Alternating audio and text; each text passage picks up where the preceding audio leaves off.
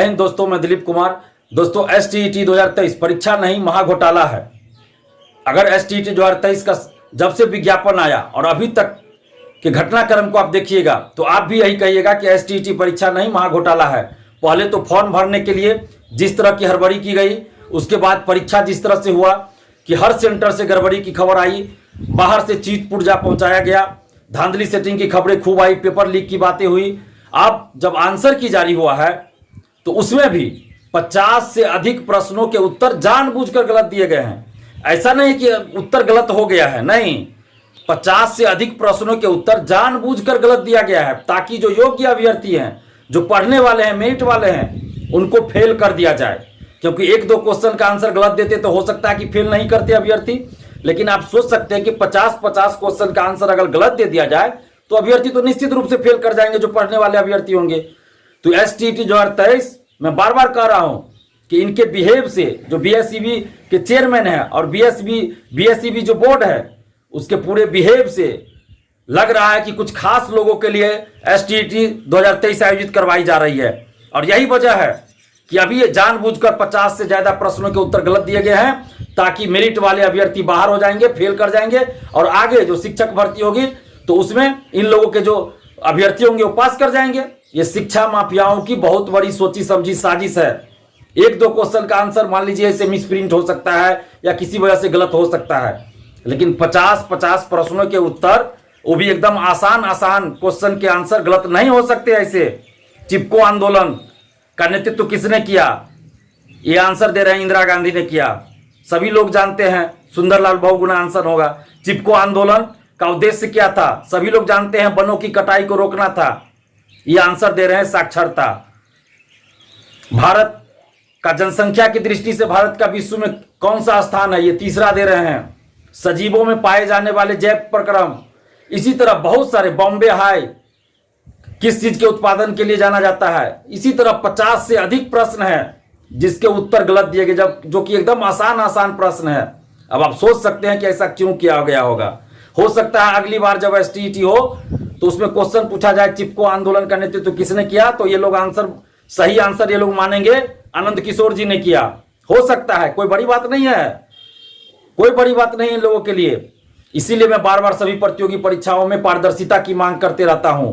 अगर ये आंसर की जारी नहीं होता तो आज तो ये भी पता नहीं चलता कि इतने आसान प्रश्नों के उत्तर गलत दिए गए हैं। आपत्ति दर्ज करने के लिए भी एकदम कम समय दिया गया है। कल आंसर की जारी हुआ और आज 4 बजे तक आपत्ति दर्ज करना है आपको। तो आप जितने भी अभ्यर्थी है, सबसे पहले तो हम अपील करेंगे कि पूरे सोर्स के साथ आप आपत्ति दर्ज कीजिए।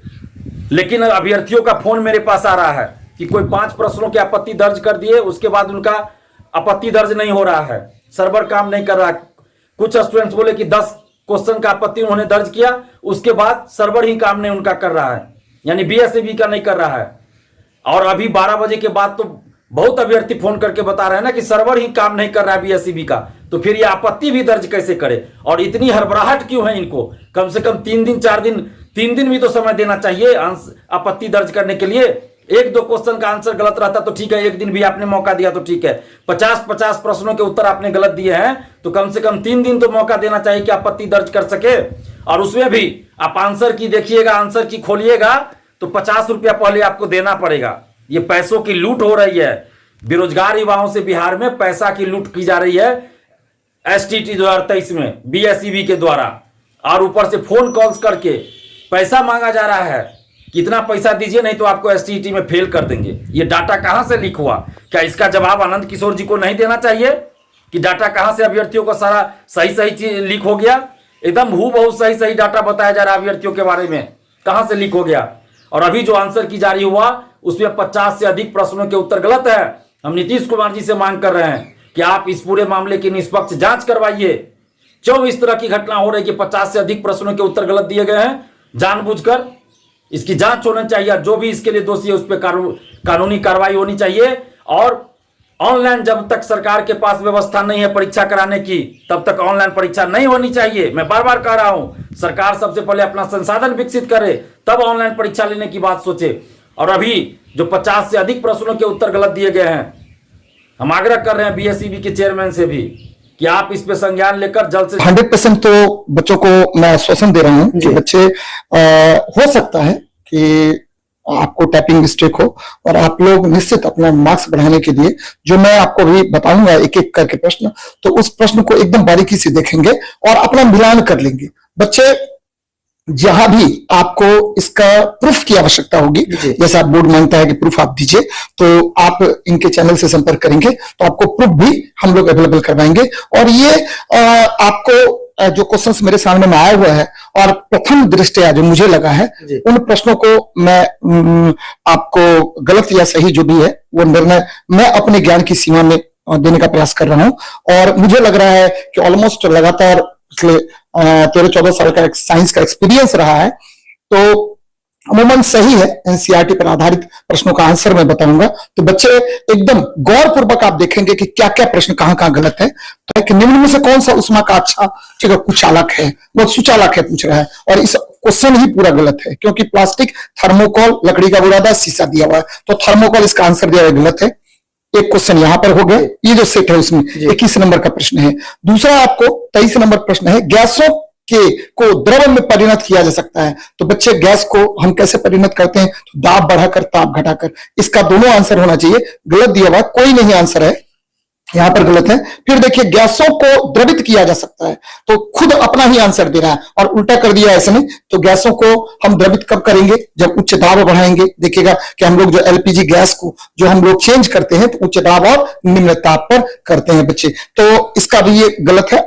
26 नंबर इसका आंसर होगा उच्च दाब और निम्न ताप, ए नंबर आंसर होगा बोर्ड में, ठीक है। निम्न दाब और अब बोलते हैं निम्न ताप दिया, ये गलत है। फिर देखिए गैस पदार्थों के कणों की गति, इन्होंने वृत्तीय दिया, आंसर गलत है। इसका आंसर क्या होगा बच्चे, यादृच्छिक होगा, ए नंबर आंसर होगा, ठीक है। गैस देखिएगा मॉलिक्यूल जो मूव करता है वो ब्रोनियन मूवमेंट, हम लोग बोलते हैं गैस मूव करेगा कहां पर, वायुमंडल में, तो ब्रोनियन मूवमेंट की तरफ मूव करेगा, तो ये गलत है आपका, ठीक है। 27 नंबर क्वेश्चन जो मेरे पास सेट है उसमें वृत्तीय आंसर होना चाहिए, दिया हुआ है यादृच्छिक होगा, ए नंबर। फिर देखिए किस विधि द्वारा समुद्री जल, हम लोग दिन रात बताते रहते हैं कि वाष्पीकरण द्वारा समुद्री जल का निर्माण होता है, ए नंबर आंसर होगा, जबकि चुनना दिया हुआ आंसर आपको, तो इस तरह से हाँ गलत है, ठीक है। निम्नलिखित में से 32 नंबर क्वेश्चन है, निम्नलिखित में से कौन एकल संयोजी रेडिकल है, क्लोराइड, हाइड्रोक्साइड, नाइट्रेट, सभी एकल संयोजी ये रेडिकल है, इसमें आंसर दिया हुआ नाइट्रेट, सभी, डी नंबर आंसर होगा। अल्फा कण आवेशित होता है तो ऋण आवेशित होना चाहिए, बोलते धनावेशित होना चाहिए, इसमें आंसर दिया है ऋण आवेशित, धनावेशित आपको है बी नंबर ऑप्शन में, ठीक है। फिर देखिए निम्नलिखित में से कौन कवक के उदाहरण है, टोरिस्टल, पक्सिनिया, इस्ट, सभी आपको क्या है तो कवक है, यहां पर ये गलत इसने आंसर दिया बोर्ड ने, ठीक है। और देखा जाए बच्चे तो ये देखिए निम्नलिखित में से, ठीक है, आपको कौन एकल झिल्ली से घिरा हुआ है, तो माइटोकॉन्ड्रिया, क्लोरोप्लास्ट और न्यूक्लियस, सभी दोहरी झिल्ली के आवरण होते हैं, दोहरी झिल्ली के कोशिकांग होते हैं, इसने न्यूक्लियस आंसर दिया, गलत है। इसका आंसर लाइसोसोम होगा, ठीक है। 39 नंबर क्वेश्चन है बच्चे, राइबोसोम किसके लिए केंद्र है, तो प्रोटीन संश्लेषण का केंद्र है राइबोसोम, यहां श्वसन दिया हुआ आंसर, तो ये गलत है,